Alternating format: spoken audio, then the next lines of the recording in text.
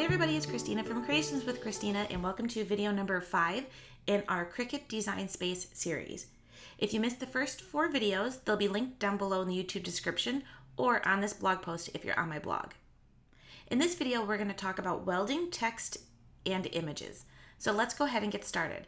We're going to go ahead and start with our images. I'm going to go ahead and select an image by clicking on the images box, and let's look for a star. Not a start, but a star. We're going to go ahead and click search. And I'm just going to look for a solid star. We're going to go with this one right here. I'm just going to click it so it'll show up down in the bottom. And I'm going to hit insert images. If I wanted to make a little cluster of stars, I can go ahead and do Control C for copy and Control V for paste. I can go to edit and do copy and then edit again and do paste, or I could just select duplicate over on this side. So I'm going to go ahead and select duplicate, and I'm going to put a couple stars on our screen. I want these to be welded together in a couple different ways. Either I'm going to do it so that I can put them together so I can spell out a name, so we can line them up right one next to each other. We're going to go ahead and zoom out out.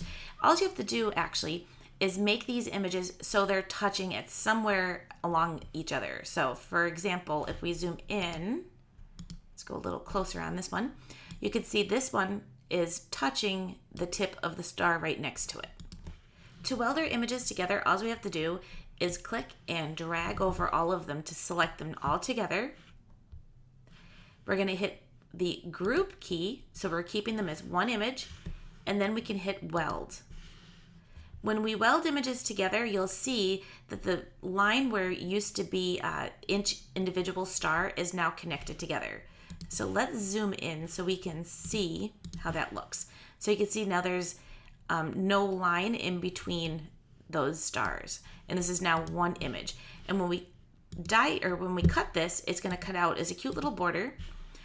So now that we've created our little cluster of stars to be a cute border, you can also use this as a background for a scrapbook page.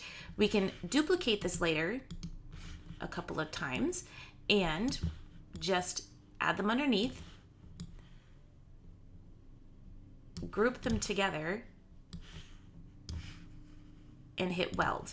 And now this becomes a nice little background either for a scrapbook page or a card, depending on how you size your images. The other thing I want to show you for welding is how to weld text. We're going to go ahead and select a text box, and I'm going to type my name in here. I'm going to bring it up to the top, and we're going to go ahead and select this to be a different type of font. So let's choose a child here. I seem to like that font a lot. I'm going to make this a little larger so you can see it. Now to weld these together, we need to change our letter spacing.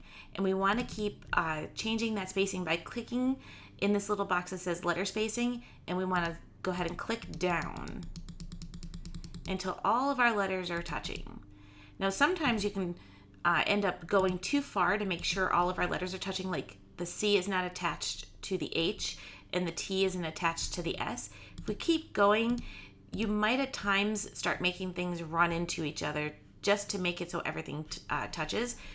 I'm going to show you how to do that so you don't have to, keep going until it looks like it's a big word that you can't read.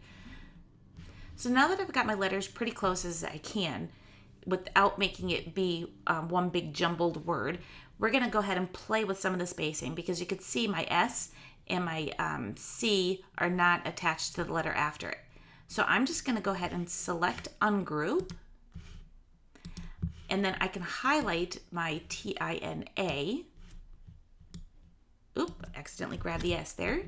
So let's do it from this angle. And we can hit the over arrow, or we could just drag our image so that they're touching. Do the same thing with the C. We can just smooch it over a little bit. And then what we're going to do is go ahead and highlight the whole thing and hit weld. I'm going to go ahead and change the color so it makes it a little bit easier to see.